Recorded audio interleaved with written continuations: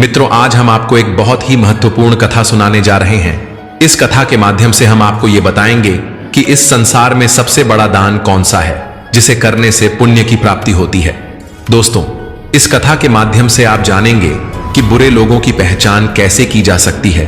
तो आप इस कथा को शुरू से अंत तक ध्यान से सुनिए, क्योंकि आधा अधूरा ज्ञान मानव जीवन में अनेक कठिनाइयों का कारण बन सकता है। मित्रों, कथा आरंभ करने से पहले यदि आपने हमारे चैनल को अभी तक सब्सक्राइब नहीं किया है तो जरूर सब्सक्राइब करें। दोस्तों, एक जंगल में एक महान तपस्वी महात्मा का आश्रम था। उस आश्रम पर प्रतिदिन दूर दूर से शिष्य वहां पर शिक्षा ग्रहण करने आते थे। एक बार अपने आश्रम पर महात्मा शिष्यों को उपदेश दे रहे थे, तभी उनमें से एक शिष्य खड़ा हुआ था। महात्मा से है, हे गुरुवर, आज मेरे मन एक एक प्रश्न उठ रहा है, कृपया मुझे इस प्रश्न का उत्तर दीजिए। तभी महात्मा कहते हैं, बेटा तुम निसंकोच होकर अपना प्रश्न पूछो। तभी शिष्य कहता है, हे गुरुवर, मैं ये जानना चाहता हूं कि इस दुनिया में सबसे बड़ा दान कौन सा है जिससे पुण्य की प्राप्ति होती है। तब महात्मा कहते हैं, हे पुत्र, आज तुमने सचमुच मानव जाति के कल्याण के लिए अति महत्वपूर्ण प्रश्न पूछे हैं। ये प्रश्न मनुष्य के जीवन में अत्यंत मूल्यवान है। इसीलिए मैं आप सभी को इन प्रश्नों के उत्तर एक महत्वपूर्ण कथा के माध्यम से देता हूं। लेकिन तुम सभी शिष्यों को इस कथा को शुरू से लेकर अंत तक ध्यानपूर्वक सुनना होगा। तब वो शिष्य कहता है, हे गुरुवर, आप कथा शुरू कीजिए, हम सभी पूरी श्रद्धा से सुनेंगे। फिर महात्मा कहते हैं, एक समय की बात है, किसी नगर में एक राजा राज्य करता था। वो राजा बहुत ही बलशाली, वीर और अत्यंत ही बुद्धिमान था। इसके साथ ही वो राजा धर्मपरायण और दयालु भी था। उस राजा की रानी भी संस्कारी और अत्यंत धार्मिक स्वभाव की थी। दोनों पति पत्नी भगवान भोलेनाथ के परम भक्त थे। वे दोनों प्रतिदिन शिवजी के मंदिर में जाकर उनकी पूजा अर्चना किया करते थे। ये उनका प्रतिदिन का नियम था। वो राजा अपने राज्य को धर्मपूर्वक चला रहा था। ऐसे ही दिन बीत रहे थे और राजा की उम्र ढलती जा रही थी। उनके विवाह को भी कई वर्ष बीत चुके थे, लेकिन उस राजा को कोई संतान नहीं थी। हालांकि राजा इस बात को लेकर अधिक चिंता नहीं करते थे। वो निश्चिंत होकर अपनी प्रजा के सुख दुख का ध्यान रखते और प्रजा भी उन्हें अत्यधिक प्रेम और सम्मान देती थी। एक दिन की बात है, वो राजा हर रोज की तरह अपनी पत्नी के साथ भगवान शिवजी के मंदिर की ओर जा रहे थे। तभी अचानक उसने देखा कि सामने वाले घर में एक स्त्री झाड़ू लगा रही है। जब राजा और रानी उस स्त्री के घर के पास से गुजरे तो वो स्त्री उन्हें देखते ही अपना चेहरा घुमाकर तेजी से घर के अंदर चली गई।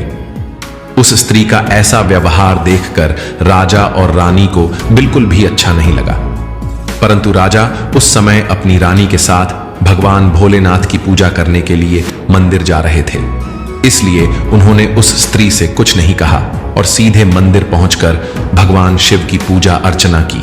और पूजा के बाद राजा अपनी रानी के साथ वापस महल लौट आए। लेकिन मित्रों, महल पहुंचने के बाद राजा ने अपने एक सैनिक को बुलाया और उसे आदेश दिया कि तुम जाओ और नगर के बाहरी क्षेत्र में रहने वाली उस स्त्री को अपने साथ महल ले आओ। ध्यान रखना, तुम उसे कुछ भी मत बताना कि क्यों बुलाया गया है। बस उसे तुम हमारे पास ले आओ। महात्मा शिष्यों से कहते हैं कि राजा का आदेश पाते ही वो सैनिक तुरंत ही उस महिला के घर पहुंचता है। फिर वो सैनिक उस स्त्री के घर के दरवाजे को खटखटाने लगता है। जब वो महिला दरवाजा खोलती है तो सामने राजा का सैनिक खड़ा देखकर वो महिला घबरा जाती है और पूछती है, क्या हुआ, आप मेरे घर पर क्यों आए हैं? उस महिला की बात सुनकर राजा का वो सैनिक उससे कहता है, चलो मेरे साथ, महाराज ने तुम्हें राजमहल में बुलाया है, उन्हें आपसे कुछ बात पूछनी है। ये सुनकर वो महिला अपने मन में सोचती है, आखिर महाराज का आदेश है, इसे ठुकराया तो नहीं जा सकता, मुझे राज दरबार में जाना ही होगा। उसके बाद वो सैनिक उस स्त्री को अपने साथ लेकर राजमहल पहुंच गया। महल में पहुंचकर वो महिला राजा को प्रणाम करती है और कहती है, हे महाराज, आपने मुझे अचानक यहाँ राजमहल में क्यों बुलाया? क्या मुझसे कोई गलती हो गई है? उस स्त्री की बात सुनकर राजा कहता है, तुम मुझे एक बात बताओ, आज सुबह जब मैं और मेरी पत्नी भगवान शिव के मंदिर जा रहे थे तो तुमने हमें देखकर अपना मुंह फेर लिया और तुम दौड़ते हुए अपने घर में चली गई। तुमने मुझे देखकर ऐसा दुर्व्यवहार क्यों किया? तब वो महिला निर्भीकता से राजा से कहती है, हे महाराज, आप भले ही मुझे मृत्युदंड दे दें तो भी मुझे कोई ऐतराज नहीं, परंतु मैं सच ही कहूंगी। आपके महल में कई बड़े बड़े विद्वान पंडित हैं। अगर मैं गलत बात बोलूं तो आप उनसे पूछ सकते हैं कि हमारे नगर में यह मान्यता है कि जो सुबह सुबह आपका चेहरा देख लेता है तो उस व्यक्ति का पूरा दिन खराब हो जाता है, क्योंकि आप संतानहीन हैं। आपको अभी तक संतान की प्राप्ति नहीं हुई है। इसी कारण मैंने आपका चेहरा देखकर अपना मुंह फेर लिया था और अपने घर के अंदर चली गई थी। उस महिला की ऐसी बात सुनकर राजा आश्चर्य में पड़ जाता है। वो अपने मन में सोचता है कि ये महिला तो बिल्कुल सत्य कह रही है। यदि किसी नगर के राजा को संतान नहीं हो तो ये उसकी प्रजा के लिए बिल्कुल भी शुभ नहीं माना जाता। उसके बाद राजा उस महिला को वापस अपने घर जाने की अनुमति देता है।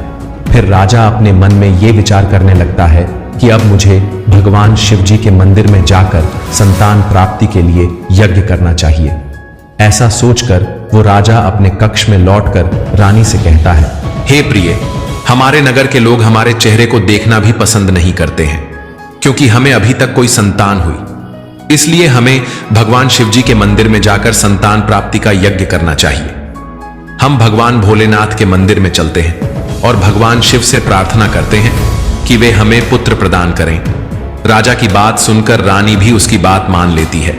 फिर राजा और रानी दोनों भगवान शिव जी के मंदिर पहुंचते हैं और भगवान शिव जी की पूजा करके संतान प्राप्ति के लिए यज्ञ का आयोजन करते हैं।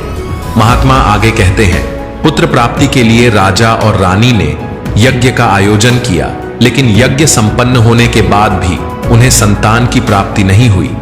यज्ञ के निष्फल होने से राजा अत्यंत निराश हो गया। यज्ञ का आयोजन करने वाले पंडित भी सोच में पड़ गए। पंडित ने मन ही मन सोचा, अब तक मैंने जितने भी यज्ञ किए हैं उनमें से कोई भी यज्ञ आज तक विफल नहीं हुआ है। ऐसा प्रतीत होता है कि ईश्वर ने इस राजा के भाग्य में संतान का योग नहीं लिखा है, इसलिए संतान प्राप्ति का यज्ञ करने के बाद भी उसे संतान की प्राप्ति नहीं हुई। राजा हर संभव प्रयास करके थक चुका था और अब वो गहरी निराशा में डूबा रहता था। वो दिन रात संतान की कमी के बारे में सोचता और चिंता में खोया रहता था। एक दिन सिंहासन पर बैठे बैठे राजा को अचानक एक बात याद आती है कि दूसरे नगर के वन में एक महात्मा निवास करते हैं, जिनकी ख्याति दूर दूर तक फैली है। राजा के मन में विचार आता है कि शायद उन महात्मा के पास मेरे इस कष्ट का कोई समाधान हो सकता है। अगर मैं उनके पास जाऊंगा तो संभवतः वे मुझे पुत्र प्राप्ति का कोई उपाय बता सकते हैं। मुझे उनके पास जाना चाहिए। अपने मन में यह निर्णय लेकर राजा तुरंत अपनी रानी के साथ एक रथ में बैठकर महात्मा के दर्शन के लिए दूसरे वन की ओर प्रस्थान किया। कुछ समय के बाद वे दोनों वन में पहुंच गए। रथ से उतरकर राजा और रानी दोनों जंगल के भीतर जाने लगे। ऊंचे नीचे रास्तों से गुजरते हुए वे महात्मा के आश्रम की ओर बढ़ने लगे। फिर राजा और रानी वन के भीतर महात्मा की कुटिया के पास पहुंच जाते हैं। वहां वे देखते हैं कि महात्मा एक विशाल वृक्ष के नीचे ध्यान मग्न होकर साधना में लीन है।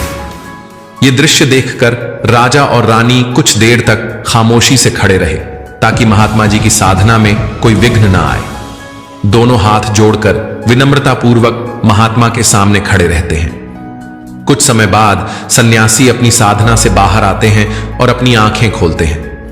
तब वे देखते हैं कि राजा और रानी उनके सामने अपने दोनों हाथों को जोड़कर खड़े हुए हैं। वे महात्मा उस राजा को अच्छी तरह से जानते भी थे, इसलिए वे राजा को देखते ही पहचान लेते हैं और राजा से मुस्कुराते हुए कहते हैं, हे राजन, आज आप अचानक से हमारे पास किस प्रयोजन से पधारे हैं?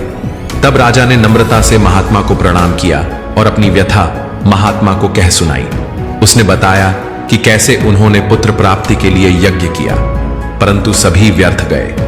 ये सब सुनने के बाद महात्मा कुछ क्षणों के लिए मौन हो गए और अपनी आंखें बंद कर लीं। वे ध्यानरत होकर राजा के जीवन की घटनाओं का आंतरिक दृष्टि से अवलोकन करने लगे। कुछ समय बाद सन्यासी ने अपनी आंखें खोली और गंभीर स्वर में बोले, हे राजन, मैंने आपके जीवन का एक ऐसा सत्य देखा है जिसे सुनकर आपको कष्ट हो सकता है। आपके पिछले जन्म में किए गए एक पाप का फल इस जन्म में आपके ऊपर भारी पड़ा है। आपने पिछले जन्म में एक ऐसा घोर पाप किया था जिसके परिणाम स्वरूप इस जीवन में आपके भाग्य में संतान प्राप्ति का योग नहीं है। इसी कारण से आपके सभी प्रयास निष्फल हो रहे हैं। महात्मा की बातें सुनकर राजा उनके चरणों में गिर पड़ा और विनती करते हुए बोला, हे गुरुवर, कृपा करके आप ऐसा मत कहिए। आप ही हमारे दुख को हरने का कोई उपाय बताइए। राजा की व्याकुलता देखकर महात्मा ने उसे सहारा देकर अपने चरणों से उठाया और बोले, हे राजन, इतनी अधीरता आपको बिल्कुल भी शोभा नहीं देती। मैं अभी आपको आपके इस कष्ट का निवारण करने का उपाय बताता हूं, जिसे करने के बाद आपको अवश्य ही पुत्र की प्राप्ति होगी। इतना कहकर वे महात्मा अपनी कुटिया के भीतर जाते हैं और एक कटोरी में खीर लेकर बाहर आ जाते हैं। उन्होंने वो खीर राजा को देते हुए कहा, हे राजन, महल पहुंचकर आप और रानी साहिबा दोनों ही स्नान आदि के बाद इस खीर को प्रसाद के रूप में ग्रहण करें। ऐसा करने से आपको निश्चित ही पुत्र की प्राप्ति होगी। परंतु हे राजन, आप मेरी एक बात याद रखना, इस पुत्र की आयु मात्र 20 वर्ष की ही होगी। जिस दिन आपके पुत्र की आयु 20 वर्ष की होगी, उसी दिन उसकी मृत्यु हो जाएगी। महात्मा की इस बात को सुन राजा गहरी सोच में डूब गया। वो अपने मन में सोचने लगा, चलो 20 वर्ष के लिए ही सही, कम से कम इस संतानहीनता का कलंक तो मिट जाएगा, हमें संतान का सुख तो मिलेगा।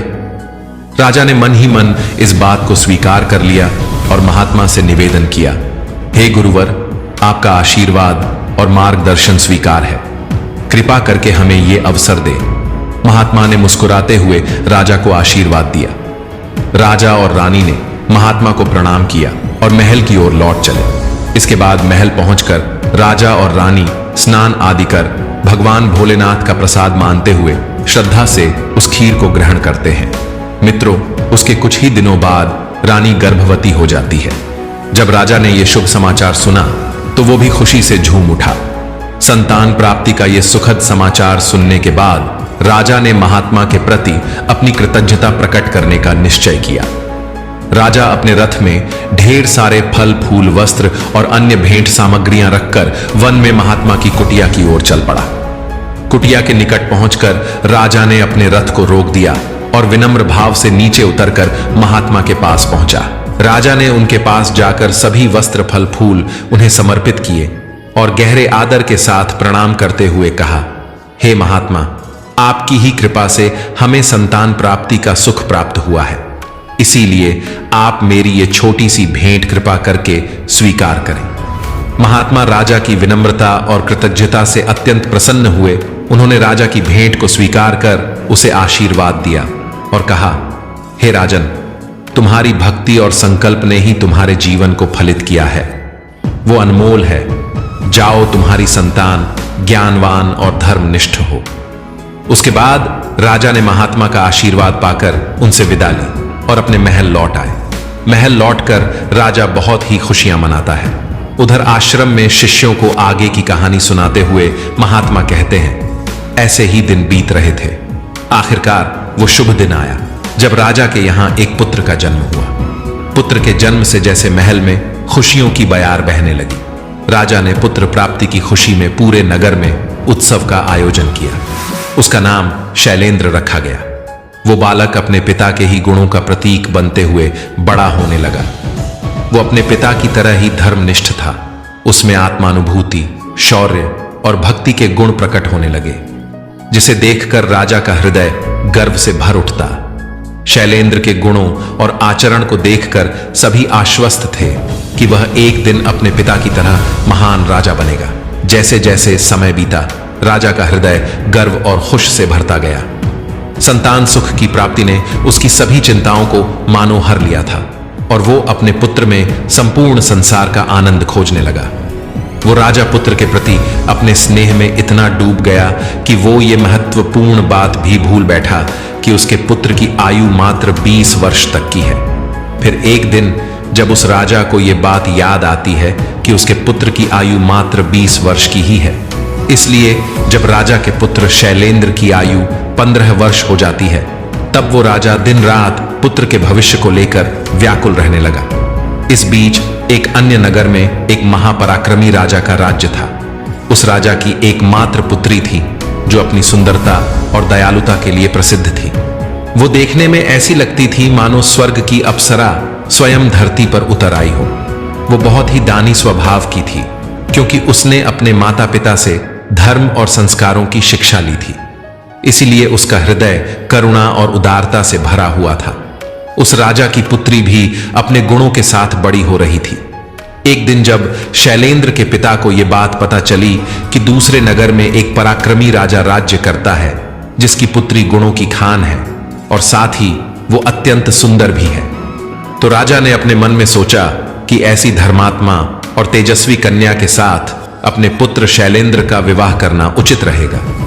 मुझे इसी प्रकार की कन्या की तलाश थी, जिसके साथ मैं अपने पुत्र का विवाह कर सकूं और हमारी वंश परंपरा को बनाए रख सकूं। इस विचार के साथ ही राजा ने अपने मन में निर्णय किया कि वो उस राजा से प्रस्ताव रखेगा, जिससे वो अपने पुत्र का विवाह उस सुंदर और धार्मिक कन्या के साथ कर सके। फिर शैलेंद्र के पिता ने अपने पुत्र के विवाह का प्रस्ताव संदेशवाहक के माध्यम से दूसरे नगर के राजा तक पहुंचाया। जब दूसरे नगर के राजा ने यह प्रस्ताव सुना तो उसने अपने मन में विचार किया कि चलो, अब मुझे अपनी पुत्री का विवाह कर देना चाहिए। और मैंने सुना है कि इस राजा के पुत्र की आयु मात्र 20 वर्ष ही है। इस राजा का पुत्र बहुत ही योग्य, पराक्रमी और धर्मपरायण है।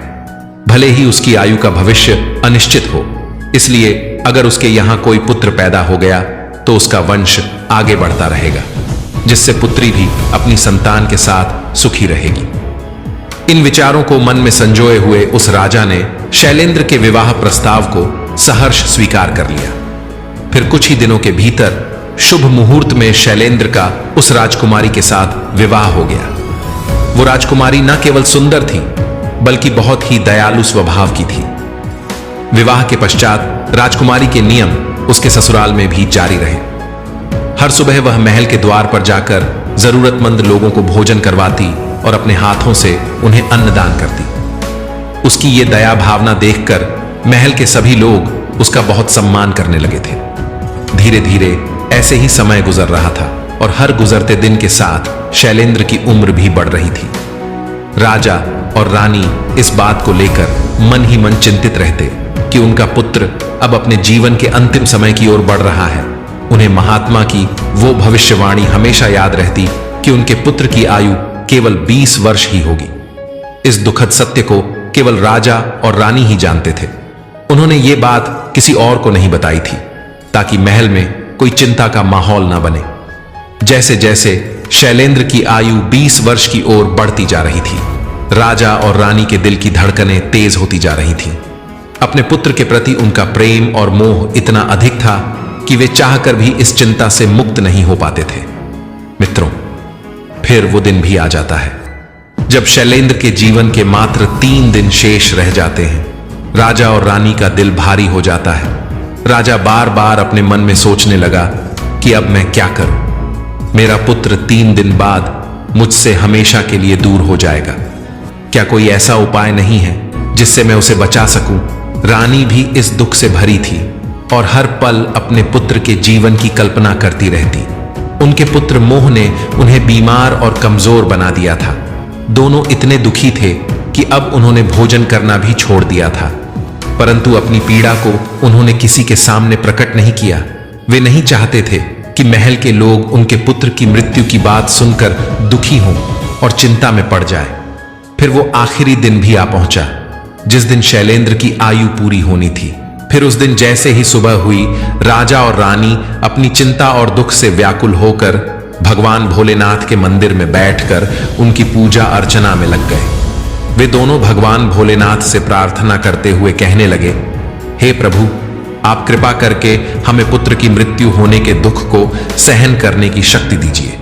हम जानते हैं कि जो भी किसी के भाग्य में लिखा होता है उसे कोई बदल नहीं सकता, वो होकर ही रहता है, परंतु हमारे लिए यह समय बहुत ही कठिन है। उधर राजकुमार शैलेंद्र की पत्नी अपने दैनिक धर्म कर्म के कामों में लगी हुई थी। हर दिन की तरह वो भूखे गरीबों और निर्धनों को भोजन करा रही थी, पक्षियों को दाना डल रही थी और जरूरतमंदों की सहायता में लगी थी। उसे अपने पति की आयु के बारे में कुछ भी पता नहीं था, इसलिए वो निश्चिंत होकर अपने कार्यों में मग्न थी। इसी बीच यमलोक में धर्मराज ने देखा कि आज राजकुमार शैलेंद्र की मृत्यु का दिन है, तो उन्होंने तुरंत ही अपने 2 प्रमुख दूतों को बुलाया और उन्हें आदेश दिया कि जाओ और अब से कुछ समय बाद राजकुमार शैलेंद्र के प्राण उसके शरीर से निकालकर अपने साथ यमलोक ले आओ। परंतु ध्यान रहे कि उसकी मृत्यु एक विशेष कारण से होनी है। उसकी मृत्यु उसे पीछे से ठोकर मारने से ही होगी। जब वो सांड राजकुमार शैलेंद्र को पीछे से ठोकर मारेगा, तभी उसके प्राण हमारे पास आ सकेंगे। इसके लिए तुम दोनों एक सांड के पास जाकर उसे राजकुमार शैलेंद्र की मृत्यु के लिए प्रेरित करो। धर्मराज के आदेशानुसार वे दोनों दूत यमलोक से धरती पर जाने के लिए तत्पर हो गए। वे दोनों यमदूत राजकुमार शैलेंद्र के प्राण लेने के लिए आकाश मार्ग से होते हुए पृथ्वीलोक पहुंच जाते हैं। दूसरी ओर धर्मराज की माया के प्रभाव से एक सांड ने अपने मन में सोचा कि आज मुझे राजमहल के सुंदर बगीचे में प्रवेश करना चाहिए और वहां घूमना चाहिए। मुझे देखना चाहिए कि राजमहल का बगीचा कैसा है। फिर बिना किसी रुकावट के वो सांड धीरे धीरे चलते हुए महल के बगीचे में जा पहुंचा। संयोग से ये वही बगीचा था जहां राजकुमार शैलेंद्र प्रतिदिन टहलने के लिए आते थे। धर्मराज की माया से प्रेरित वो सांड जैसे ही बगीचे में प्रवेश करता है, तो वहां जाकर वो घास चरने और इधर उधर घूमने लगता है। उसी समय धर्मराज के 2 दूत राजमहल के बगीचे के द्वार के पास खड़े हो गए। वे दोनों बगीचे के भीतर की गतिविधियों पर नजर बनाए रखते हैं। कुछ समय बाद राजकुमार शैलेंद्र उस बगीचे में टहलने के लिए आता है। राजकुमार शैलेंद्र को सांड के वहां होने का एहसास नहीं था और वो अपने विचारों में खोए हुए बगीचे में टहलने लगता है। तब वे दोनों यमदूत अपने मन में सोचते हैं, अब बस थोड़ी ही देर में राजकुमार शैलेंद्र की आयु समाप्त होने का समय निकट आ जाएगा। हमें इंतजार है उस पल का जब ये सांड राजकुमार को ठोकर मारेगा। तब हम उसके प्राण लेकर यमलोक लौट जाएंगे। जब वे दोनों दूत ये विचार कर रहे थे कि तभी क्या होता है कि एक अन्य नगर में एक निर्धन ब्राह्मण रहता था। उस ब्राह्मण की एक पुत्री थी जिसका समय रहते उसने विवाह कर दिया था, लेकिन दुर्भाग्य से उसकी बेटी का पति एक दुष्ट प्रवृत्ति का व्यक्ति था जो बहुत ही मदिरापान करता था, जुआ खेलता था और पराई स्त्रियों के साथ संबंध बनाता था। यही नहीं, वो अपनी पत्नी को नशे में होकर अक्सर मारता पीटता था और उसे घर से निकालना चाहता था। उसकी इस आदत के कारण गरीब ब्राह्मण की बेटी बहुत ही दुखी और पीड़ित रहने लगी थी। लेकिन वो गरीब ब्राह्मण की बेटी जब अपने पति के साथ कुछ समय तक रही, तब एक दिन वो गर्भवती हो जाती है। इसीलिए एक दिन वह अपने पति की मारपीट से तंग आकर अपने मायके में आ जाती है। वो आंसुओं से भरी आंखों के साथ अपने पिता से कहती है, हे पिताजी, आज के बाद मैं अपने पति के साथ नहीं रह सकती, क्योंकि वो मुझे रोज मारता पीटता है और बुरी तरह से अपमानित करता है, और मैं उसके इस व्यवहार से तंग आकर उसको छोड़कर मायके चली आई हूं। मुझे क्षमा कर दीजिए, पर अब मैं अपने मायके में ही रहना चाहती हूं। उसका पिता अब बहुत ही वृद्ध हो चुका था और अब उसकी कमाई का कोई ठोस साधन नहीं था, जिसके कारण उसे प्रतिदिन नगर के विभिन्न घरों में जाकर भिक्षा मांगनी पड़ती थी ताकि वो किसी प्रकार अपने और अपने परिवार का पेट भर सके। जब उसकी बेटी का गर्भकाल पूरा हुआ तो उसने एक सुंदर पुत्र को जन्म दिया, लेकिन जन्म देने के बाद उसे बहुत तेज भूख लगने लगी। उसे भोजन की आवश्यकता थी। प्रसव के बाद भूख कई गुना बढ़ जाती है, इसलिए वो अपने पिता से भोजन मांगने लगी। दुर्भाग्यवश उसके पिता सुबह से ही भिक्षा के लिए नगर नगर गए हुए थे, परंतु रोज रोज भिक्षा मांगने के कारण उस दिन किसी ने उसे भिक्षा नहीं दी थी। मित्रों, गरीबी किसी भी मनुष्य के लिए एक सबसे बड़ा अभिशाप है और ये उसके आत्मसम्मान और अस्तित्व के लिए अत्यंत पीड़ादायक होती है। उधर उस गरीब ब्राह्मण को किसी ने भी भोजन नहीं दिया, इसलिए वो खाली हाथ ही घर वापस लौट आता है। इधर उसकी पुत्री भूख से बहुत ही व्याकुल हो रही थी।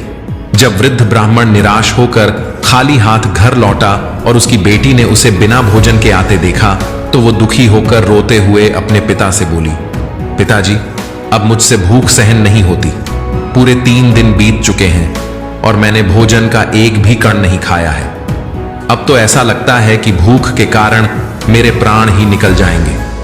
लेकिन अगर आपको कुछ भिक्षा में मिला हो तो मुझे खाने को दे दीजिए, न ही तो मेरे प्राण निकल जाएंगे। तब उसका वृद्ध पिता अपनी बेटी को सांत्वना देते हुए कहता है, पुत्री, मैं कुछ ही देर में लौटूंगा। मैं अब दूसरे नगर में जाऊंगा और वहां के राजा के महल के द्वार पर जाकर भिक्षा मांगूंगा। अगर वहां से मुझे कुछ भी मिल जाता है तो तुरंत तुम्हारे लिए लेकर आऊंगा। अपनी बेटी से यह कहकर वृद्ध ब्राह्मण वहां से निकल पड़ा। इधर राजकुमार शैलेंद्र की पत्नी, जो कि रोजाना गरीबों को भोजन करवाती थी, उस दिन उस नगर के राजा और रानी दोनों अत्यधिक बीमार पड़ गए थे, क्योंकि पुत्र मोह के कारण वे बहुत ही चिंतित थे और शैलेंद्र की पत्नी उनके कक्ष में ही उनकी देखभाल कर रही थी। इसीलिए आज उसने गरीबों को भोजन नहीं करवाया था, परंतु उसने अपने पति के लिए भोजन बनाया था और भोजन की थाल सजाकर रख दी थी कि जब उसका पति बगीचे से लौटेगा तो वो उसे भोजन कराएगी। इधर वो वृद्ध ब्राह्मण राजमहल के द्वार पर पहुंच जाता है। जब राजकुमार की पत्नी ने उसे देखा तो उसके मन में उस वृद्ध ब्राह्मण के प्रति दया उमड़ आई। उसके बाद वो वृद्ध ब्राह्मण उस राजकुमार की पत्नी की तरफ देखकर विनम्रता से उससे कहता है, हे पुत्री, यदि मुझे इसमें से कुछ भोजन मिल जाए तो तुम्हारा बड़ा ही उपकार होगा। राजकुमार की पत्नी को उस ब्राह्मण की बात सुनकर उस पर बहुत दया आई। उसने सोचा, ये तो कोई गरीब ब्राह्मण है जो भूखा है और मुझसे कुछ भोजन मांग रहा है। ये सोचकर राजकुमारी की पत्नी उसे भोजन देने के लिए तैयार हो गई, लेकिन तभी उसके मन में ख्याल आया कि ये भोजन तो मैंने अपने पति के लिए बनाया है। अगर मैं इसे ये भोजन दे दूंगी तो मेरे पति क्या खाएंगे। लेकिन अगले ही पल उसने सोचा कि मेरे पति तो अब भी बगीचे में घूमने के लिए गए हुए हैं, तब तक मैं ये भोजन इस गरीब ब्राह्मण को दे देती हूं और जब मेरे पति वापस आएंगे तो मैं उनके लिए नया भोजन बना दूंगी। इस समय इस भूखे ब्राह्मण की सहायता करना अधिक आवश्यक है। अपने मन में यह सोचकर राजकुमार की पत्नी ने अपने पति के लिए बनाया हुआ भोजन उस भूखे ब्राह्मण को दे दिया। उसके बाद वो ब्राह्मण भोजन की थाली लेकर जल्दी जल्दी अपने नगर की ओर रवाना हो गया और वो भोजन लेकर अपने घर आ गया। उसकी पुत्री 3 दिनों से भूखी थी। उसने 3 दिनों से कुछ भी नहीं खाया था और उसके चेहरे पर भूख की पीड़ा साफ झलक रही थी। उधर राजकुमार शैलेंद्र, जो बगीचे में टहलने गया था, अपने कक्ष की ओर वापस लौट रहा था। बगीचे के बाहर खड़े यमदूत राजकुमार के प्राण लेने के लिए तैयार थे और एक सांड भी धर्मराज की माया से प्रेरित होकर वहीं घूम रहा था। वे दोनों यमदूत मन में सोच रहे थे कि बस अब कुछ ही पल बाकी है और जैसे ही सांड राजकुमार को पीछे से ठोकर मारेगा, हम राजकुमार के प्राण हर लेंगे और यमलोक लौट जाएंगे। इधर वो वृद्ध ब्राह्मण अपने घर पहुंचा और उसने तुरंत अपनी भूखी बेटी को वो भोजन दे दिया।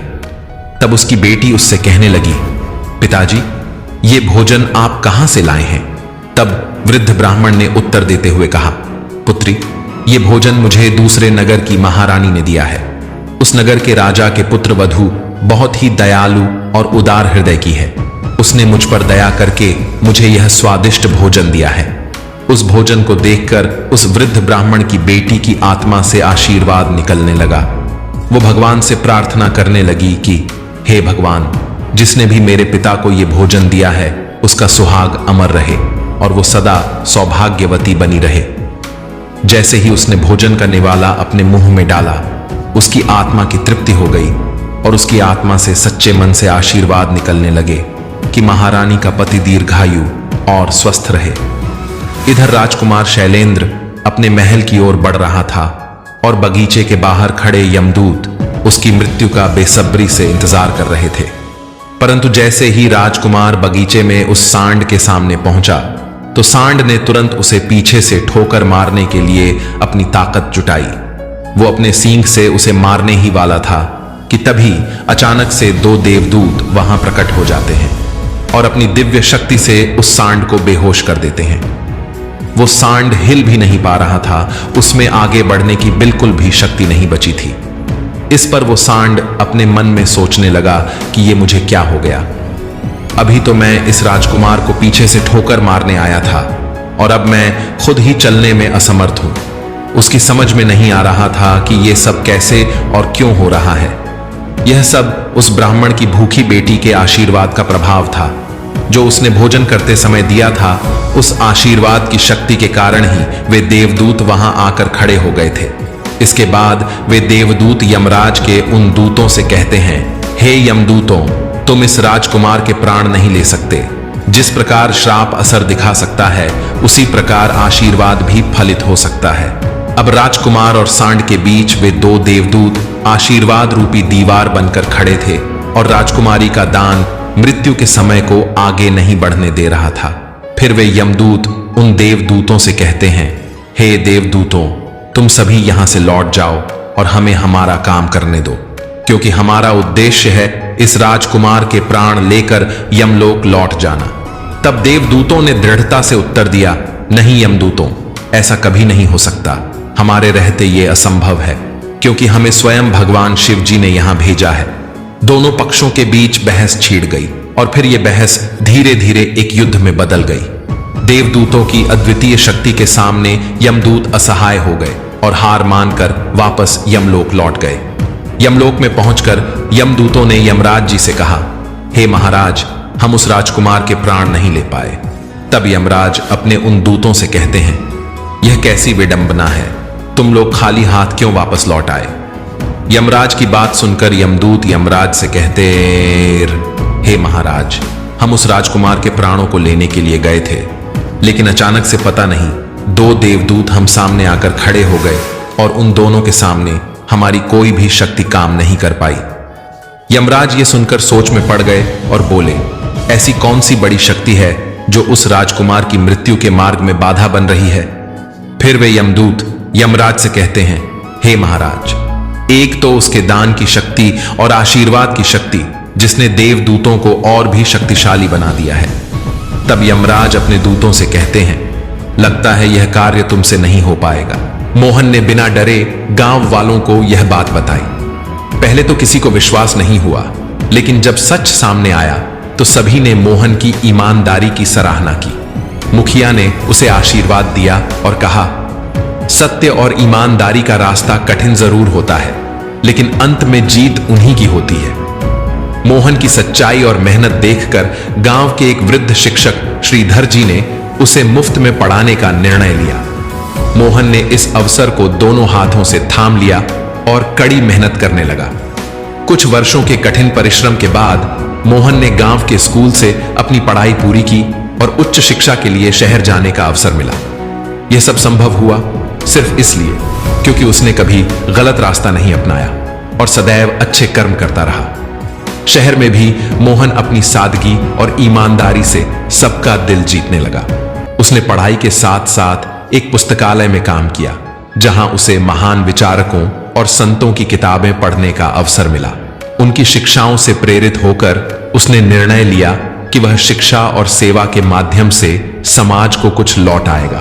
कुछ वर्षों बाद मोहन ने अपनी मेहनत और निष्ठा के बल पर एक प्रतिष्ठित सरकारी परीक्षा पास कर ली और जिला कलेक्टर बन गया। जब वह अपने गांव लौटा तो पूरा गांव गर्व से झूम उठा। जिन लोगों ने कभी उसे तुच्छ समझा था, वे अब उसकी प्रशंसा कर रहे थे। मोहन ने अपने गांव के लोगों की दशा सुधारने के लिए कई योजनाएं शुरू की। उसने शिक्षा के लिए एक विद्यालय खुलवाया, किसानों के लिए सिंचाई की व्यवस्था करवाई और गरीबों के लिए मुफ्त स्वास्थ्य सुविधाएं उपलब्ध कराईं। वो जानता था कि यह सब उसके अच्छे कर्मों का ही फल था। अगर उसने कभी गलत रास्ता चुना होता तो शायद उसका भाग्य भी अंधकार में ही रह जाता। मित्रों, इस कहानी से हमें यह सीख मिलती है कि अच्छे कर्म व्यक्ति के भाग्य को भी बदल देते हैं। परिस्थिति चाहे कितनी भी कठिन हो, अगर हम मेहनत, ईमानदारी और परोपकार के मार्ग पर चलें तो हमारा भविष्य उज्जवल अवश्य होगा।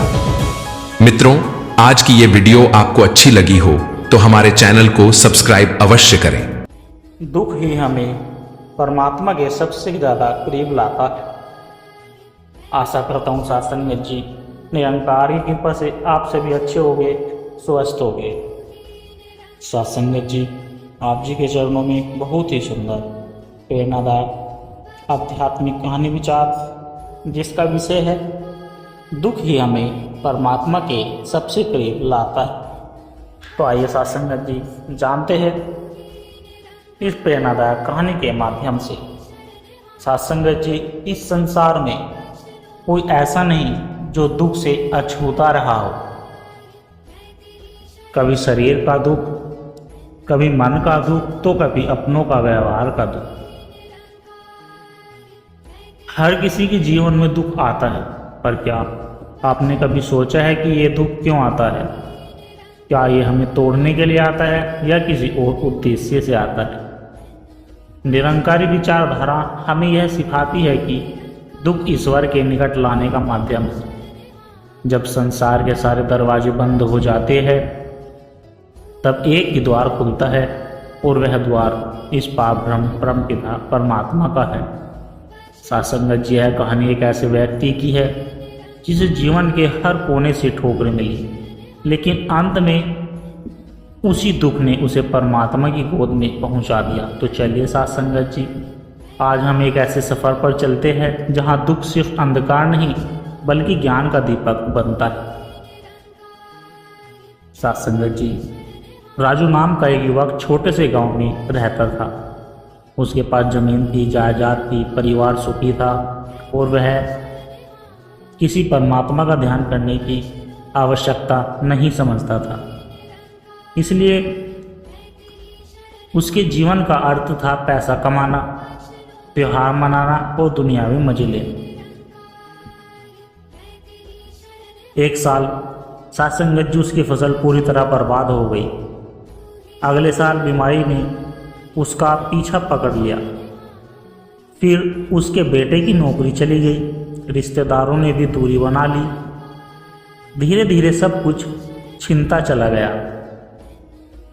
अब जो कभी भगवान को याद नहीं करता था, वो आसमान की ओर देखता और कहता, क्या बिगाड़ा था मैंने तुम्हारा। राजू की यह हालत देखकर एक पड़ोसी ने उसे सत्संग में चलने के लिए कहा। पहले तो उसने मना किया, लेकिन बाद में वह चला गया। वह उसने संतों को सुना। संत विचार कर रहे थे कि जब सब छोड़ जाते हैं तब निरंकार ही साथ देता है। दुख हमारी नींद को तोड़कर हमें जागृत करता है। सत्संगत जी, सत्संग के उस दिन के बाद राजू की सोच बदलने लगी।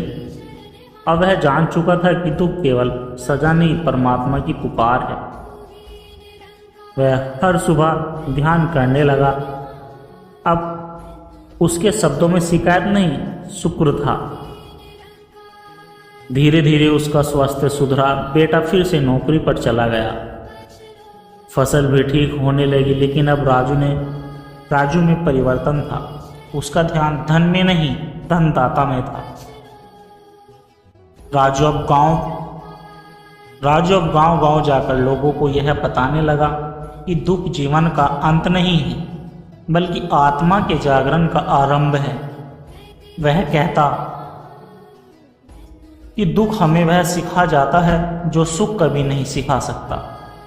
दुख वो खिड़की है जिसमें आत्मा परमात्मा की ओर झांकती है। सत्संगत जी, राजू की उम्र ढल चुकी थी, लेकिन उसका मन दिव्य प्रकाश से भरा हुआ था। जब उसके अंतिम दिन आए तो उसने अपने बेटे से कहा, बेटा कभी दुख से मत डरना, यह वही संवेदन वाहक है जो हमें निरंकार की ओर ले जाता है। जैसे रात के बाद सूरज आता है, वैसे ही दुख के बाद परमात्मा की ओर रोशनी आती है। सत्संगत जी, दुख जीवन का अभिशाप नहीं बल्कि एक अवसर है परमात्मा को जानने का। यह हमें संसार की मोह माया से हटाकर एक सच्चे अनुभव की ओर ले जाता है। जब हम दुख को भी प्रेम और श्रद्धा से स्वीकार करते हैं, तभी हम सच्चे निरंकारी बनते हैं। सत्संगत जी, गाँव हरिदेवपुर की शांत वादियों में एक युवक रहता था। उस युवक का नाम निर्मल था। उसके नाम के अनुरूप उसका मन निर्मल नहीं था, क्योंकि वह भौतिक जीवन की चकाचौंध में डूबा हुआ था। पैसे, प्रतिष्ठा और दिखावे की दुनिया ने उसे घेर रखा था। उसे लगता था जैसे उसे सिर्फ सफलता नहीं, नाम और धन में है। निर्मल एक व्यापारी था, बड़ी बड़ी डील करता, पार्टियों में जाता। धर्म या ईश्वर के लिए बुजुर्गों की बकवास थी। धर्म या ईश्वर उसके लिए बुजुर्गों की बकवास थी। मुझे लगता अगर मेहनत करूँगा तो फल मिलेगा, भगवान का क्या लेना देना। लेकिन समय जैसे हर किसी का इम्तिहान लेता है, वैसे ही निर्मल की भी परीक्षा शुरू हो गई। समय ने निर्मल की परीक्षा लेना शुरू कर दिया। अचानक एक दिन उसकी माँ को लकवा मार गया। इलाज, दवाई और डॉक्टरों के चक्कर शुरू हो गए। उसी दौरान उसका बिजनेस पार्टनर करोड़ों की ठगी कर भाग गया। निर्मल को एक के बाद एक झटके लगने लगे। माँ का इलाज रुकने की नौबत आ गई। बैंक का लोन चुकाने को पैसे नहीं बचे। पत्नी भी मायके चली गई, यह कहकर कि तुम्हारा दुख मुझे झेलना नहीं आता। निर्मल के लिए जब जैसे सब खत्म हो गया था। उस दिन उसने अपनी दुकान के पीछे बैठकर रोते हुए कहा कि अगर तू है तो मेरी सुन क्यों नहीं रहा है। वो कोई जवाब नहीं चाहता था, बस दिल हल्का कर रहा था। उसी वक्त एक बुजुर्ग साधु वहां से गुजर रहे थे। उन्होंने निर्मल की आंखों में देखा और बस इतना कहा कि जब तक तू खुद को सब कुछ समझता रहेगा, तब तक ईश्वर तुझसे दूर रहेगी। अब तू टूट रहा है, अब वो तेरे पास है। निर्मल को उस वक्त कुछ समझ नहीं आया, लेकिन शब्द मन में बैठ गए। कुछ दिन बाद उस गांव में एक निरंकारी सत्संग हुआ। लोगों ने कहा चलो चलो, वहाँ मन को शांति मिलती है। निर्मल हिचकिचाते हुए वहाँ पहुँचा। वहाँ मंच पर बैठे संत कह रहे थे कि हम सबने जहाँ सुख में परमात्मा को भुला दिया, तब दुख में हमें उसकी याद दिलाई। दुख हमें घुटनों पर लाता है ताकि हम सिर झुका सके। सत्संग जी निर्मल जैसे किसी अदृश्य शक्ति से जुड़ गया हो। उसके भीतर कुछ टूटने के साथ साथ जुड़ने भी लगा था। उसने सत्संग में जाना शुरू किया। धीरे धीरे सेवा से जुड़ गया। माँ की सेवा करने का भाव भी बदल गया। अब वह दायित्व नहीं, प्रेम था, जो जान चुका था कि उसकी माँ का एक रूप है और सेवा करना, भक्ति करना। सत्संग जी बिना किसी शिकायत के वह अब हर दिन परमात्मा का नाम जपने लगा। उसकी जिंदगी बदलने लगी, बाहर नहीं बल्कि भीतर की ओर। वो कहता अब मैं ज़्यादा खुश हूँ, भले ही मेरे पास पहले जितना धन नहीं, पर आज मेरे पास परमात्मा है।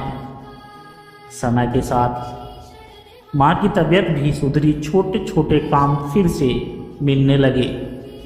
पुराने ग्राहक फिर से जुड़ने लगे। लेकिन अब निर्मल पहले जैसा नहीं था। वो दुकान में बैठा भी होता तो मन में निरंकार का जाप चलता। कभी कभी ग्राहक आता और घंटों बैठ जाता, सिर्फ निर्मल के चेहरे की शांति देखने के लिए। एक दिन एक लड़का आया और उसने पूछा कि चाचा, क्या आपको दुख नहीं होता? सब कहते हैं आपके ऊपर बड़ा संकट आया था। निर्मल मुस्कुराया और बोला, दुख तो आया था बेटा, पर वह दुख नहीं, ईश्वर की कृपा थी। उस दुख ने मुझे मेरी सबसे बड़ी पूंजी दिला दी, और वह पूंजी थी परमात्मा का साथ। अगर वो दुख ना आता तो मैं आज भी भ्रम में जी रहा होता। गांव में लोग निर्मल को अब निर्मल बाबा कहने लगे थे, लेकिन वह हमेशा कहता कि मैं बाबा नहीं, बस एक टूटी हुई आत्मा हूँ, जिसे उसके दुखों ने परमात्मा के करीब पहुँचा दिया। निर्मल अब हफ्ते में एक दिन सेवा में जाता, बाकी दिन दुकान चलाता और सभी को यही कहता कि अगर तुम्हारे जीवन में दुख है तो समझो परमात्मा तुम्हें बुला रहा है, भागो मत, झुको, वही तुम्हारी मुक्ति है। सासंगत जी दुख हमें झुकाता है, हमारी अहंकार की दीवारों को तोड़ता है और हमें उस दरवाजे तक ले जाता है जहां परमात्मा खड़ा होता है, प्रेम, करुणा और शांति के साथ। सासंगत जी, राजधानी से सटे एक शहर में सौम्य नाम का एक युवक रहता था जो पढ़ा लिखा था, सफल था, पर भीतर से खाली था। उसकी जिंदगी में सब कुछ था, नौकरी थी, पैसा था, परिवार था, दोस्त थे, पर फिर भी जब वो अकेला होता तब एक सवाल उसे खा जाता कि मैं कौन हूँ। हर दिन वह यह सोचकर सोता कि शायद कल जवाब मिल जाएगा, पर हर दिन वैसा ही बेचैनी के साथ निकलता। एक दिन वह छुट्टे लेकर पहाड़ों में गया। वहां उसे एक साधु मिले, लंबी दाढ़ी, चमकती आंखें और चेहरा जैसे वर्षों का ध्यान समेटे हुए। सौम्य ने उन्हें बस इतना कहा कि क्या आप बता सकते हैं कि मैं कौन हूँ? साधु ने मुस्कुराते हुए कहा, जो ये सवाल पूछ रहा है वही तो तू है, आत्मा। उसी दिन पहली बार सौम्य की आंखों में आंसू आए। वह घंटों साधु के पास बैठा रहा और आध्यात्मिक बातों को सुनता रहा। वापस लौटते हुए सौम्य के जीवन का उद्देश्य बदल चुका था और वह केवल बाहरी उपलब्धियां नहीं, भीतर की शांति चाहता था। उसने सत्संग में जाना शुरू किया। वहां उसने सुना कि परमात्मा कोई स्थान नहीं, स्थिति है। असली ज्ञान आत्मा को जानना है। जब तक तू स्वयं को नहीं पहचानता, तू हर रिश्ते में अधूरा रहेगा। सासंगत जी, जैसे ही वह अंदर की ओर जाने लगा, दुनिया उसे खींचने लगी, पुरानी दोस्तियां टूटने लगी, रिश्तेदार कहने लगे तू बाबा बन गया है क्या। ऑफिस में भी उसकी तटस्थता को लोग अहंकार मानने लगे।